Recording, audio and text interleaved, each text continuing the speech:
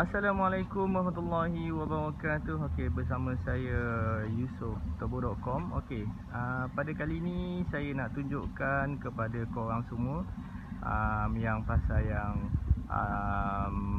yang terbukit, DIY terbukit. Okey, ni untuk review untuk saya nak drive kereta.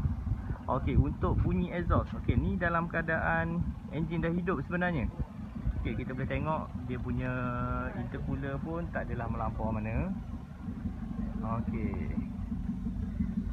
Okey, ni adalah kita boleh tengok exhaust dia. Tak bising pun okey. Okey, dia tak bising mana pun. Kita boleh tengok Okey, ni ada meter boost HKS.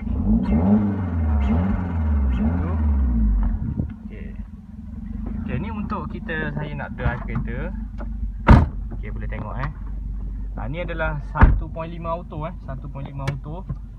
Turbo yang kita pakai turbo TF035.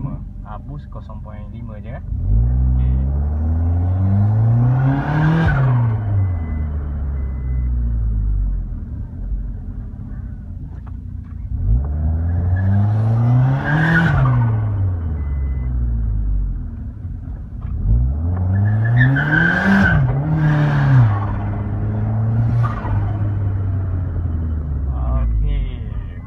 Padu juga dia punya.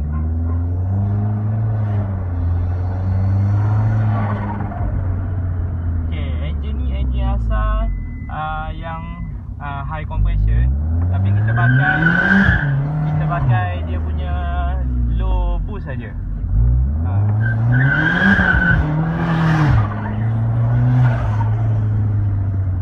Okey, tengok dia punya enjin betul-betul respon Okey. Memang respon gila. Okey, tu je.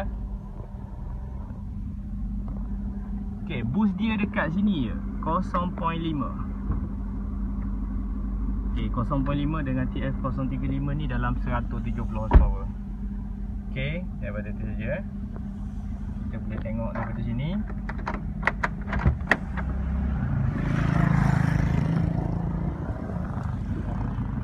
Okay, itu saja daripada saya untuk petang ni. Assalamualaikum warahmatullahi wabarakatuh.